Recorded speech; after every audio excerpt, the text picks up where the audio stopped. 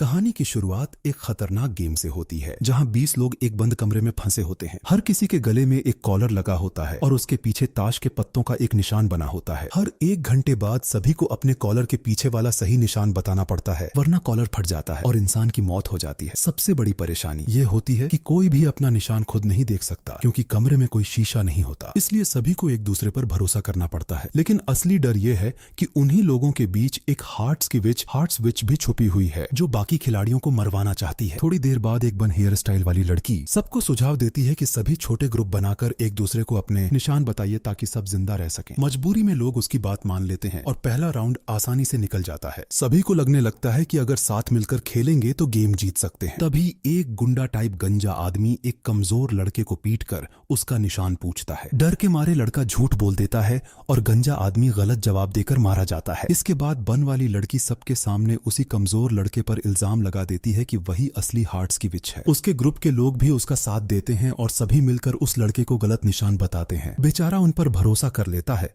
और जैसे ही जवाब देता है उसका कॉलर भी फट जाता है। लेकिन सभी हैरान रह जाते हैं क्योंकि गेम अभी भी जारी रहता है। इसका मतलब असली विच अभी भी जिंदा है। अब टीम के अंदर ही एक दूसरे को खत्म करने की सोच शुरू हो जाती है। जो लोग पहले साथ मिलकर बचने की कोशिश कर रहे थे वही अब अपनी जान बचाने के लिए एक दूसरे के दुश्मन बन चुके होते हैं और एक एक करके लोग मरते जाते हैं। सभी को पता होता है कि अगले राउंड में हार्ट्स की विच जरूर कोई बड़ी चाल चलेगी ताकि बाकी लोग एक दूसरे पर शक करने लगें। सफेद बालों वाला लड़का समझ जाता है कि अगर उसे जिंदा रहना है तो बाकी टीमों के बीच फूट डालनी पड़ेगी। इसी वजह से वह अकेले में ग्रे कपड़ों वाले आदमी से मिलता है और उसे भड़काने लगता है। लेकिन ग्रे कपड़ों वाला आदमी उसकी बातों पर भरोसा नहीं करता। उल्टा वह चालाकी से सफेद बालों वाले को गलत निशान बताकर वापस अपने पार्टनर के पास चला जाता है। कुछ देर बाद खाने वाले कमरे में सफेद बालों वाला लड़का अकेले क्वीन नाम की लड़की से अपना निशान पूछता है। वह असल में यह कंफर्म करना चाहता था कि ग्रे कपड़ों वाले आदमी ने उससे सच कहा था या झूठ। लेकिन क्वीन खुद डर जाती है और उसे सही जवाब नहीं बताती। अब गेम के आखिरी 10 मिनट शुरू हो जाते हैं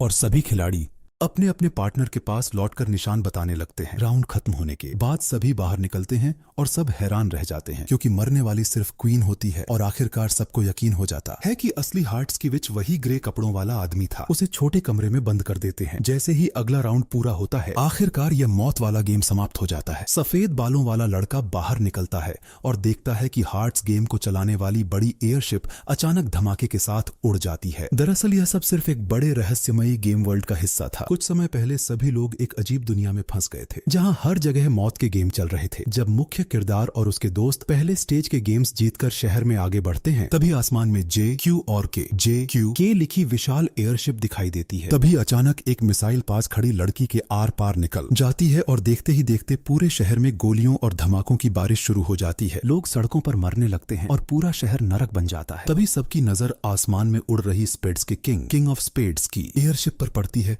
और सभी समझ जाते हैं कि अब एक और खतरनाक मौत का खेल शुरू हो चुका है। तभी सड़क के दूर कोने से काले कपड़ों में एक खतरनाक कातिल बाहर आता है। उसके हाथ में भारी हथियार होते हैं और वह जिसे भी देखता है बिना दया किए गोली मार देता है। लोग जान बचाने के लिए भागने लगते हैं लेकिन कोई भी उसके सामने टिक नहीं पाता। तभी आखिरी समय पर एक लड़का गाड़ी लेकर पहुंचता है और मुख्य किरदारों को बचाकर वहां से निकाल लेता है। लेकिन सफेद बालों वाला लड़का गाड़ी में चढ़ने ही वाला होता है कि पास में एक ग्रेनेड फट जाता है और मजबूरी में बाकी लोग उसे वहीं छोड़कर भाग जाते हैं। भागते समय मुख्य किरदार समझ जाता है कि यह आदमी कोई साधारण किलर नहीं बल्कि स्पेड्स किंग गेम का सिटीजन मैनेजर है। इस दुनिया में हर कार्ड का अपना गेम होता है और उस गेम को खत्म करने के लिए उसके मैनेजर को हराना पड़ता है। उनकी टीम पहले ही 40 कार्ड जीत चुकी होती है, इसलिए अब सिर्फ JQ और के वाले सबसे खतरनाक गेम बाकी बचे होते हैं। तभी पीछे आ रही दूसरी गाड़ी को वह किलर गोलियों से उड़ा देता है और अब उसका अगला निशाना यही लोग बन जाते हैं। इसी बीच गाड़ी चला रही लड़की पूरी स्पीड से भागने की कोशिश करती है लेकिन किलर अपनी मशीन गन निकालकर उन पर अंधाधुंध फायरिंग शुरू कर देता है। गोलियों की बारिश के बीच उनकी गाड़ी बुरी तरह पलट जाती है। किसी तरह सब बाहर निकलते हैं लेकिन वह कातिल अब भी रुकने का नाम नहीं लेता। मजबूरी में सभी लोग एक बड़ी बिल्डिंग में छिप जाते हैं और बचने का रास्ता सोचने लगते हैं। दूसरी तरफ टीम के 2 सदस्य अंडरग्राउंड पार्किंग में जाकर एक नई डीजल गाड़ी ढूंढ लेते हैं, जबकि मुख्य किरदार और उसकी साथी सुपरमार्केट से खाना इकट्ठा करते हैं ताकि आगे के लिए ताकत बची रहे। अगले दिन मुख्य किरदार इस नए स्टेज के गेम का राज समझता है। पूरे शहर के ऊपर अलग अलग चिन्हों वाली विशाल एयरशिप उड़ रही होती है और हर एयरशिप एक नए गेम को कंट्रोल कर रही होती है। हर कार्ड का मतलब एक नया डेथ गेम और एक नया मैनेजर होता है। सबसे जरूरी बात यह होती है कि एक गेम का मैनेजर दूसरे गेम में दखल नहीं देता, यानी अगर उन्हें स्पेड्स किंग से बचना है तो उन्हें किसी दूसरे गेम में हिस्सा लेना होगा। काफी सोचने के बाद टीम फैसला करती है कि वे क्लब्स के किंग ऑफ क्लब्स का गेम खेलेंगे, क्योंकि क्लब्स का मतलब टीम वर्क होता है और शायद वहां जीतने के चांस ज्यादा हों। कुछ देर बाद चारों लोग गाड़ी में बैठकर उस नए गेम के एरिया में पहुंच जाते हैं, लेकिन वहां पहुंचकर पता चलता है कि गेम शुरू करने के लिए कम से कम 5 खिलाड़ियों की जरूरत है। तभी अचानक पिछले सीजन का एक पुराना खतरनाक खिलाड़ी जिसके चेहरे पर बड़ा सा निशान होता है वहां आ जाता है और उनकी टीम में शामिल हो जाता है। जैसे ही 5 खिलाड़ियों की टीम पूरी होती है, गेम सिस्टम उनका रजिस्ट्रेशन स्वीकार कर लेता है और विशाल दरवाजा खुल जाता है। अंदर का नजारा देखकर सब दंग रह जाते हैं। पूरा मैदान बड़े बड़े कंटेनरों से घिरा होता है, जैसे कोई युद्ध का अखाड़ा हो। तभी सामने से क्लब्स किंग के 5 मैनेजर चलते हुए आते हैं। उनकी मौजूदगी से ही साफ पता चल रहा होता है कि यह कोई साधारण गेम नहीं होने वाला। अगले ही पल अनाउंसमेंट होती है कि यह एक life and death osmotic osmosis game है, जहां सिर्फ ताकत नहीं बल्कि टीम वर्क और भरोसा ही असली हथियार होने वाला है। गेम का नियम सुनकर सभी के होश उड़ जाते हैं। दोनों टीमों में 5-5 खिलाड़ी होते हैं और शुरुआत में हर टीम को 10,000 पॉइंट्स दिए जाते हैं। गेम शुरू होने से पहले टीम लीडर को यह पॉइंट्स अपने खिलाड़ियों में बांटने होते हैं। मैच के दौरान अगर किसी खिलाड़ी के पॉइंट्स सामने वाले से ज्यादा हुए और वह उसे छू ले तो सामने वाले के 500 पॉइंट्स कट जाते हैं। लेकिन अगर किसी खिलाड़ी के सारे पॉइंट्स खत्म हो जाएं तो वह इनएक्टिव स्टेट में चला जाता है और उसे वापस बेस पर जाकर नए पॉइंट्स लेने पड़ते हैं। सबसे खतरनाक बात यह होती है कि अगर इस हालत में कोई दुश्मन उसे छू ले तो उस पर बिजली गिरती है और वह तुरंत मर जाता है। गेम के मैदान में 6 छुपे हुए बोनस आइटम भी रखे गए होते हैं, जिन्हें पाने पर हजारों एक्स्ट्रा पॉइंट्स मिल सकते हैं। साथ ही अगर कोई खिलाड़ी दुश्मन के बेस को छू ले तो उसकी टीम सीधे 10,000 पॉइंट्स जीत जाती है। लेकिन बेस की रक्षा कर रहा खिलाड़ी अगर अपने बेस को छूकर खड़ा हो जाए तो उसे अनलिमिटेड पॉइंट्स मिल जाते हैं। मतलब अगर कोई उस खिलाड़ी को छूने की कोशिश करेगा तो वह खुद तुरंत आउट हो जाएगा। मुख्य किरदार अपनी टीम की प्लानिंग शुरू करता है। वह धीमे और कमजोर खिलाड़ी को ज्यादा पॉइंट्स देता है, जबकि तेज भागने वाली लड़कियों को कम पॉइंट्स देकर आइटम खोजने भेजता है। एक आदमी को सिर्फ 100 पॉइंट्स देकर बेस की रक्षा के लिए छोड़ दिया जाता है। उनकी पूरी रणनीति यह होती है कि बड़ा स्कोर वाला खिलाड़ी छोटे स्कोर वाले साथी के साथ रहे ताकि जरूरत पड़ने पर हाथ पकड़कर अपने पॉइंट्स जोड़ सकें। शुरुआत में उनकी किस्मत अच्छी रहती है और मुख्य किरदार अपनी साथी के साथ कंटेनर के अंदर छिपा बोनस बॉक्स ढूंढकर 2000 पॉइंट्स जीत लेता है। लेकिन हालात धीरे धीरे मुख्य किरदार की टीम के खिलाफ जाने लगते हैं। उनकी दोनों कम पॉइंट्स वाली लड़कियां दुश्मनों के हाथ लग जाती हैं और टीम के हजारों पॉइंट्स कम हो जाते हैं। दूसरी तरफ दुश्मन टीम का लीडर हर बार उनसे पहले बोनस आइटम हासिल कर लेता है। देखते ही देखते गेम के आखिरी 30 मिनट बचते हैं और मुख्य किरदार की टीम 12,000 पॉइंट से पीछे हो जाती है। तभी मुख्य किरदार को अचानक एक जबरदस्त आइडिया आता है। उनका प्लान होता है कि सभी मिलकर दुश्मन टीम के बेस पर हमला करेंगे। सबसे पहले लड़की ऊंचाई पर चढ़कर लाल कपड़ों वाले दुश्मन को अपनी तरफ खींच लेती है। जैसे ही दुश्मन का ध्यान भटकता है, निशान वाला खिलाड़ी सीधे दुश्मन के बेस को छू लेता है और उनकी टीम को पूरे 10,000 पॉइंट्स मिल जाते हैं। अब गेम खत्म होने में सिर्फ 20 मिनट बचे होते हैं और दुश्मन टीम अब भी 3,000 पॉइंट्स से आगे होती है। मैदान में बचे हुए सारे बोनस बॉक्स भी इतने पॉइंट्स नहीं दे सकते कि हार को जीत में बदला जा सके। टीम के ज्यादातर लोग उम्मीद छोड़ देते हैं और कोने में बैठकर मौत का इंतजार करने लगते हैं। लेकिन लड़की हार मानने को तैयार नहीं होती। वह अकेले फिर से पूरे मैदान में दौड़ती है और आखिरकार आखिरी बोनस बॉक्स ढूंढ निकालती है। इससे उनकी टीम सिर्फ 500 पॉइंट्स पीछे रह जाती है। तभी टोपी वाला लड़का एक खतरनाक फैसला लेता है। उसे लगता है कि उसने टीम के लिए कुछ खास नहीं किया, इसलिए वह खुद की कुर्बानी देकर आखिरी 500 पॉइंट्स वापस लाने का प्लान बनाता है। क्योंकि उसने पहले एक दुश्मन खिलाड़ी को हराया था, उसके पास 10,000 पॉइंट्स वाला ब्रेसलेट होता है। अगर वह ब्रेसलेट किसी और के पास पहुंच जाए तो दुश्मन को छूकर 500 पॉइंट्स छीने जा सकते हैं। इसके बाद वह कंटेनर के भारी दरवाजे से बार बार अपने हाथ पर चोट मारता है ताकि हाथ अलग हो जाए। यह देखकर बाकी लोग डर जाते हैं, लेकिन वह अपना फैसला बदलने से मना कर देता है। आखिर में मजबूरी में मुख्य किरदार उसका हाथ काटता है और ब्रेसलेट निकाल लेता है। फिर मुख्य किरदार उस ब्रेसलेट को लेकर समुद्र किनारे दुश्मन लीडर से मिलने जाता है। वहां जाकर वह लड़ाई नहीं करता बल्कि दोस्ती का हाथ बढ़ाता है। जैसे ही दोनों हाथ मिलाते हैं, पॉइंट्स ट्रांसफर हो जाते हैं और आखिरी सेकंड में स्कोर पलट जाता है। मुख्य किरदार की टीम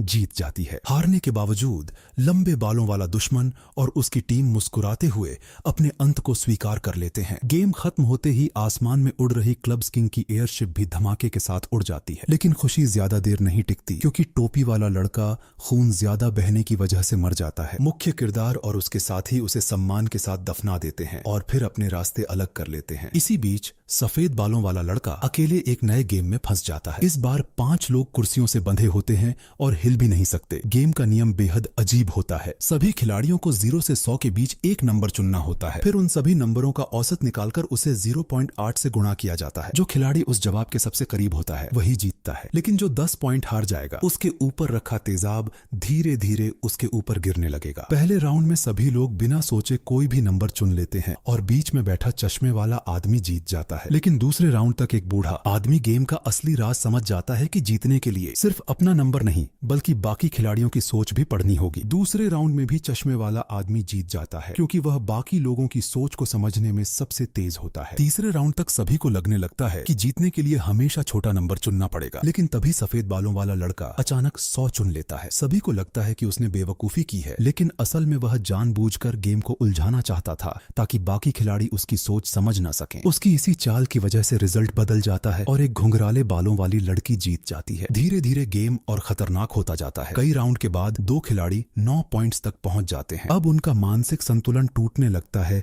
और वे सही नंबर सोच भी नहीं पाते। जैसे ही अगला राउंड खत्म होता है, उनके सिर के ऊपर रखा तेजाब पूरी तरह झुक जाता है और दोनों की दर्दनाक मौत हो जाती है। अब कमरे में सिर्फ 3 खिलाड़ी बचते हैं। तभी गेम में 2 नए नियम जोड़ दिए जाते हैं। पहला यह कि अगर 2 लोग एक ही नंबर चुनेंगे तो वह राउंड रद्द हो जाएगा और दोनों का 1-1 पॉइंट कटेगा। दूसरा नियम और भी खतरनाक होता है। अब हारने वाले के 2 पॉइंट्स एक साथ कटेंगे। अगले राउंड में तीनों खिलाड़ी गलती से 0 चुन लेते हैं और नियम के कारण सफेद बालों वाला लड़का खुद 9 पॉइंट्स पर पहुंच जाता है। अब वह मौत से सिर्फ 1 कदम दूर होता है, लेकिन तभी वह एक शानदार चाल चलता है और अगला राउंड जीत जाता है। असल में उसने पहले ही अंदाजा लगा लिया था कि घुंघराले बालों वाली लड़की क्या सोच रही होगी। उसे पता था कि वह ऐसा नंबर चुनेगी जो बाकी दोनों से अलग हो, ताकि उसे जीतने का सबसे ज्यादा मौका मिले। सफेद बालों वाला लड़का उसकी पूरी सोच को पढ़ लेता है और उसी हिसाब से नंबर चुनता है। इसके बाद वह बड़ी शांति से समझाता है कि उसने बाकी सारे नंबर क्यों हटाए। वह कहता है कि इंसान अक्सर अपनी रोजमर्रा की जिंदगी से जुड़े नंबर चुनता है, जैसे जन्मदिन, टीवी चैनल, गेम के नाम, फिल्मों के नंबर या आदत से जुड़े अंक। उसने एक-एक संभावना को दिमाग से हटाते हुए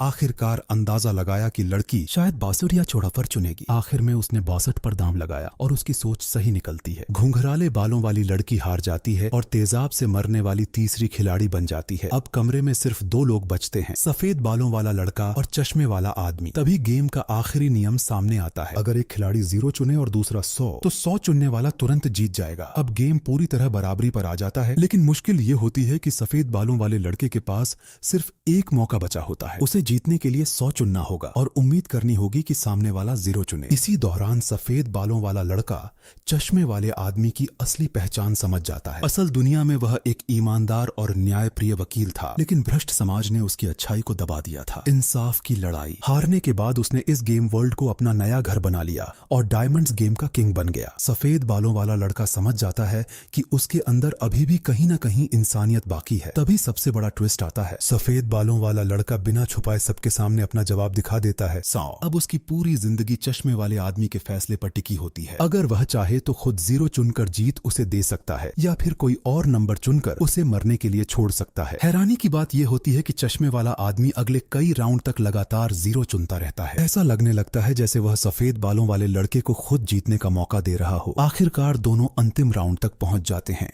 और इस बार भी सफेद बालों वाला लड़का बिना डरे 100 चुन लेता है। चश्मे वाला आदमी 0 चुनकर सफेद बालों वाले लड़के को जीतने देता है। गेम खत्म होते ही सिस्टम उसकी जीत का ऐलान कर देता है और सफेद बालों वाला लड़का मौत के इस खेल से जिंदा बाहर निकल आता है। लेकिन दूसरी तरफ इस रहस्यमयी दुनिया में एक और खतरनाक गेम शुरू हो चुका होता है। अब कहानी एक लड़की पर आती है जिसे जबरदस्ती एक नए डेथ गेम में धकेल दिया जाता है। इस बार खिलाड़ियों को एक फुटबॉल स्टेडियम के टूटने से पहले बाहर निकलना होता है, लेकिन गेम शुरू होते ही जमीन बुरी तरह हिलने लगती है। लड़की खतरा समझकर तेजी से बाहर की तरफ भागती है। तभी पीछे से उबलते पानी का सैलाब निकलता है और धीमे भागने वाले खिलाड़ी विशाल पत्थरों के नीचे दबकर मर जाते हैं। लड़की भी भागते भागते मलबे में दब जाती है और उसकी टांग में लोहे की रॉड घुस जाती है। होश आने के बाद वह वह दर्द से तड़पते हुए अपनी टांग से रॉड निकालती है। आसपास उबलती भाप और टूटती जमीन के बीच वह किसी तरह वेंटिलेशन पाइप से बाहर निकलती है, लेकिन बाहर आकर देखती है कि पूरी जमीन गहरी खाई में बदल चुकी है। जान बचाने के लिए वह बिना सोचे सीधे नीचे पानी में छलांग लगा देती है। किसी तरह बचते बचाते वह एक अस्पताल पहुंचती है और डॉक्टर से मदद मांगती है, लेकिन इस क्रूर गेम वर्ल्ड में इंसानियत भी खत्म हो चुकी होती है। डॉक्टर उसकी मदद करने के बदले उसकी मजबूरी का फायदा उठाना चाहता है। मजबूरी में वह सब सहती है और आखिरकार अपनी जान बचा पाती है। अपनी एक टांग खोने के बाद लड़की नकली पैर लगाकर इस खतरनाक दुनिया में जीना सीख जाती है। कुछ समय बाद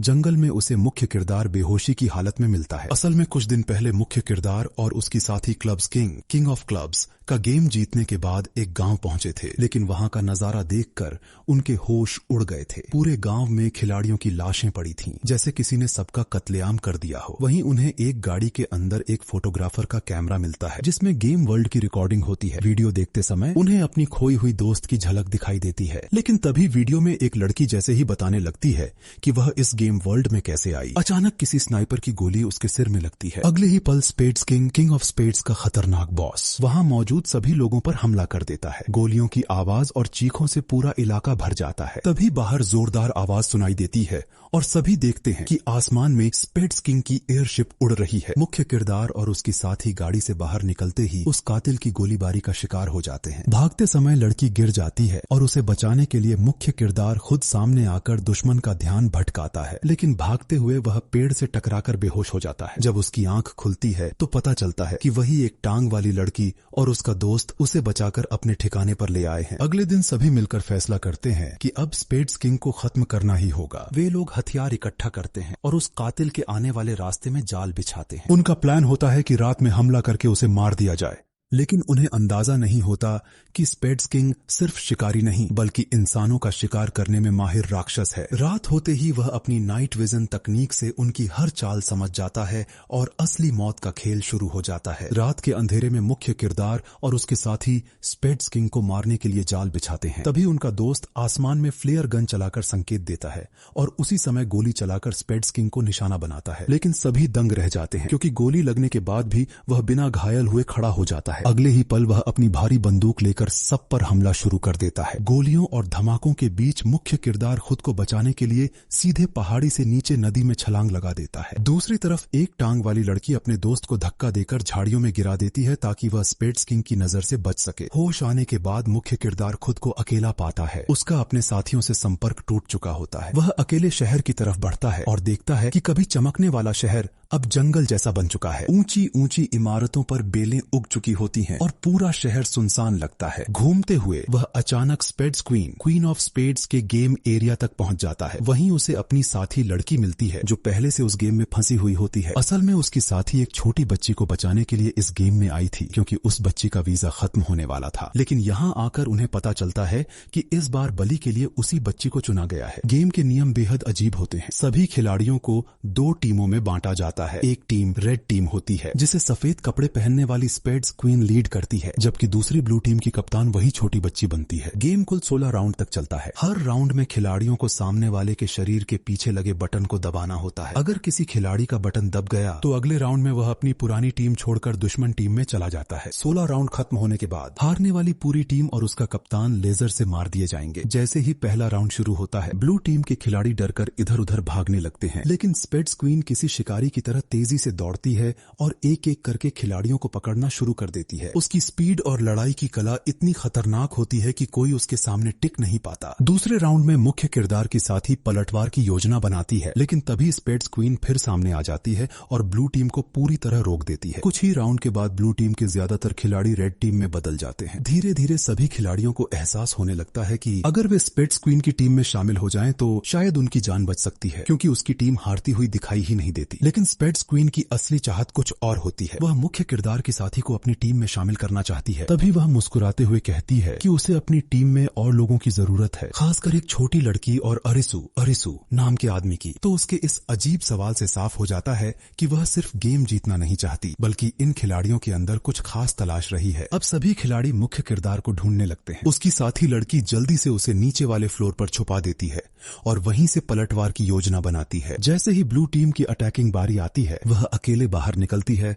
और तेजी से 3 खिलाड़ियों के पीछे लगे बटन दबा देती है। अब वे खिलाड़ी फिर से उनकी टीम में लौट आते हैं, लेकिन अब सिर्फ 2 राउंड बाकी रहते हैं और जीतने के लिए उन्हें 5 खिलाड़ियों को वापस अपनी टीम में लाना होता है। 15वें राउंड में स्पेड्स क्वीन अपनी पूरी रेड टीम को इकट्ठा करके मुख्य किरदार और उसके साथियों को घेर लेती है। वे लोग उन्हें बिल्डिंग की सबसे ऊपरी मंजिल तक धकेल देते हैं, जहां से बच निकलने का कोई रास्ता नहीं होता। तभी मुख्य किरदार पास लटक रही लोहे की चेन पकड़कर ऊपर से छलांग लगा देता है। उसी समय राउंड खत्म हो जाता है और अगले 5 मिनट में उसकी साथी और बाकी लोग तेजी से सभी खिलाड़ियों के बटन दबाकर उन्हें वापस अपनी टीम में ले आते हैं। आखिरकार वे सभी खिलाड़ियों को बचाने में सफल हो जाते हैं। हालांकि छोटी बच्ची बच जाती है, लेकिन इस गेम वर्ल्ड का नियम साफ होता है, हारने वाले मैनेजर सिटीजन को मरना ही पड़ता है। मरने से पहले स्पेड्स क्वीन मुख्य किरदार से कहती है कि जब वह सारे गेम्स खत्म कर देगा तब उसे इस दुनिया का असली रहस्य पता चलेगा। इतना कहकर वह अपनी मौत स्वीकार कर लेती है। उसी दौरान दूसरी तरफ सफेद बालों वाला लड़का चिशिया और स्विमसूट वाली लड़की क्वीना भी बाकी बचे कार्ड गेम्स जीत लेते हैं। अब सिर्फ 2 आखिरी गेम बाकी रह जाते हैं, स्पेड्स किंग और hearts queen, queen of hearts. मुख्य किरदार एयरशिप का पीछा करते हुए आखिरी गेम एरिया तक पहुंचता है। तभी स्पेड्स किंग को पता चलता है कि बहुत सारे खिलाड़ी एक जगह जमा हो गए हैं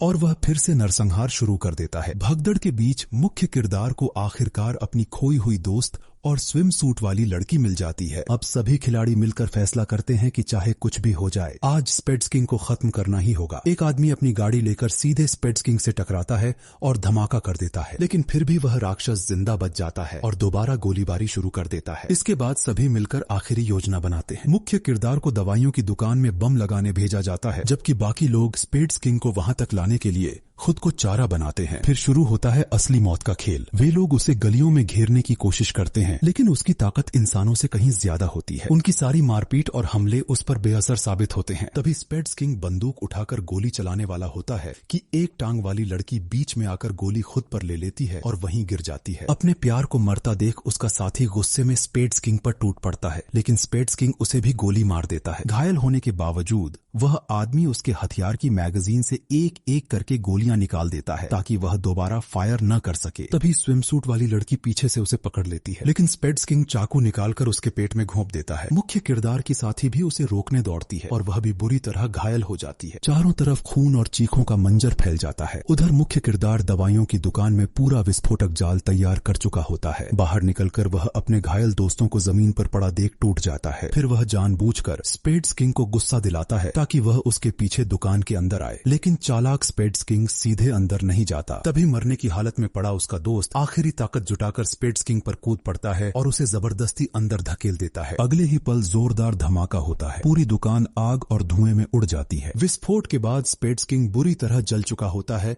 और अब हिल भी नहीं पाता। अपनी आखिरी सांसों में वह अपनी पिस्तौल उस घायल आदमी को पकड़ा देता है, जैसे खुद अपनी मौत स्वीकार कर रहा हो। आखिरकार वह गोली चलती है और इस दुनिया का सबसे खतरनाक शिकारी खत्म हो जाता है। स्पेड्स किंग के खत्म होने के बाद अब सिर्फ एक कार्ड बचता है, हार्ट्स क्वीन। इस आखिरी गेम की जिम्मेदारी सीधे मुख्य किरदार के हाथ में आती है। जैसे ही वह गेम एरिया में पहुंचता है, वहां उसका स्वागत बेहद शांत माहौल में किया जाता है। सामने सिर्फ एक खूबसूरत महिला बैठी होती है जो हार्ट्स क्वीन मीरा होती है। वह मुस्कुराते हुए बताती है कि इस बार का गेम सिर्फ एक साधारण क्रोके का मैच होगा। मुख्य किरदार और उसकी साथी हैरान रह जाते हैं क्योंकि उन्हें यह खेल खेलना भी नहीं आता। लेकिन हार्ट्स क्वीन कहती है कि इस गेम में जीत या हार जैसी कोई चीज नहीं है, बस उन्हें 3 पूरे मैच खेलने हैं और बीच में हार मानकर भागना नहीं है। अगर वे तीनों मैच पूरे कर लेते हैं तो गेम खत्म हो जाएगा। मजबूरी में दोनों खेलने के लिए तैयार हो जाते हैं। खेल का नियम बहुत आसान होता है, लकड़ी के हथौड़े से गेंद को मारकर आखिर तक पहुंचाना होता है। पहले मैच में मुख्य किरदार खेल ठीक से नहीं समझ पाता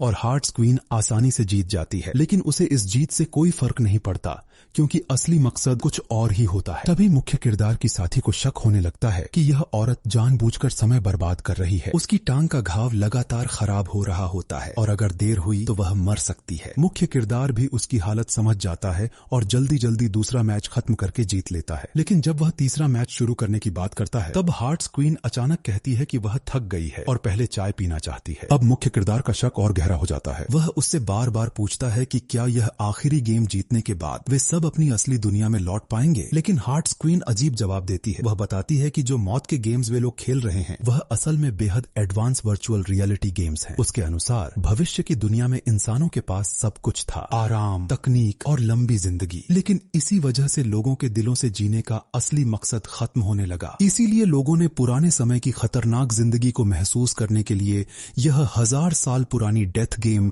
दुनिया बनाई। यहाँ आकर लोग डर, दर्द, संघर्ष और मौत का अनुभव करते थे ताकि उन्हें फिर से जिंदा होने का एहसास हो सके। हार्ट की बातें सुनकर मुख्य किरदार और उसकी साथी पूरी तरह हिल जाते हैं। हार्ट्स क्वीन लगातार अलग अलग कहानियां सुनाकर मुख्य किरदार और उसकी साथी के दिमाग को उलझाती रहती है। पहले वह कहती है कि यह दुनिया भविष्य की वर्चुअल रियलिटी है, लेकिन अगले ही पल वह हंसकर कहती है कि यह सब झूठ था। फिर वह एक नई कहानी बनाती है कि धरती किसी भयानक जेनेटिक हादसे की वजह से बर्बाद हो चुकी है और इंसान असल में भूमिगत शहरों में रह रहे हैं। ऊपर की दुनिया सिर्फ एक गेम है जहां अमीर लोग नकली इंसानों और एंड्रॉइड्स के साथ खेलते हैं। यहाँ तक कि वह यह भी कहती है कि शायद सभी लोग असली इंसान ही नहीं बल्कि नकली यादों वाले सुपर एंड्रॉइड हैं। मुख्य किरदार हर बार उसकी बातों को सच मानने लगता है, लेकिन तभी हार्ट्स क्वीन फिर कह देती है कि वह झूठ बोल रही थी। अब उसकी साथी समझ जाती है कि यह औरत सिर्फ उनका दिमाग तोड़ना चाहती है। वह मुख्य किरदार से कहती है कि उसकी बातों में मत फंसो और जल्दी से आखिरी गेम खत्म करो। लेकिन हार्ट्स क्वीन अब और खतरनाक चाल चलती है। वह मुख्य किरदार के उन दोस्तों का जिक्र करती है जो पहले गेम्स में मर चुके थे। उसका मकसद होता है कि वह गुस्से और दुख में टूट जाए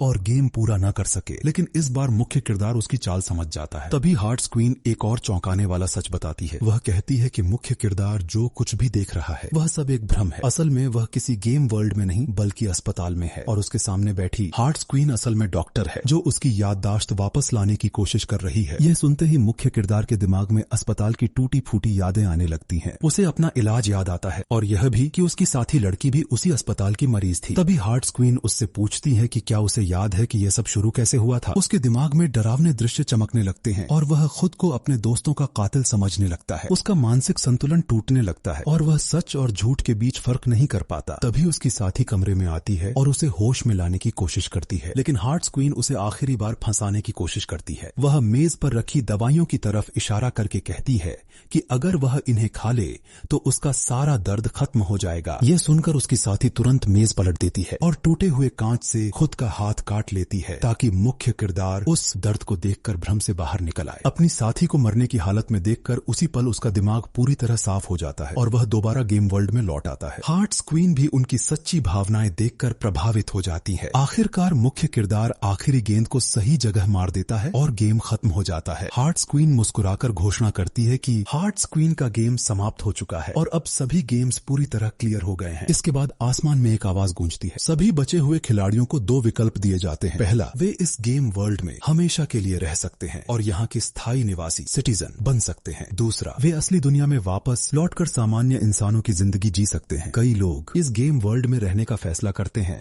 क्योंकि अब वही उनकी नई दुनिया बन चुकी होती है, लेकिन मुख्य किरदार और उसके दोस्त असली जिंदगी में लौटने का फैसला करते हैं। फिर अचानक सब कुछ बदल जाता है। मुख्य किरदार और बाकी बचे लोग असली दुनिया में आंखें खोलते हैं। कहानी के आखिर में पता चलता है कि असली दुनिया में एक भयानक उल्का पिंड का विस्फोट हुआ था जिसमें मुख्य किरदार के दोस्त मर चुके थे। जो लोग बच गए थे वे मौत और जिंदगी के बीच फंसकर एक रहस्यमयी गेम वर्ल्ड बॉर्डरलैंड में पहुंच गए थे। वहां सभी को जान बचाने के लिए खतरनाक गेम खेलने पड़े। जो लोग गेम हार गए उनकी असली दुनिया में मौत हो गई और जिन्होंने सारे गेम जीत लिए वे दोबारा जिंदगी में लौट आए। मुख्य किरदार भी आखिरी गेम जीतकर अस्पताल में होश में आ जाता है। उसे पता चलता है कि वह कई मिनट तक मौत के करीब कार्डियक अरेस्ट में था। कुछ समय बाद वह वेंडिंग मशीन के पास उसी लड़की उसागी से मिलता है जिसके साथ उसने गेम वर्ल्ड में सब कुछ झेला था। असली दुनिया में दोनों पहली बार मिलते हैं, लेकिन फिर भी उन्हें एक अजीब अपनापन महसूस होता है।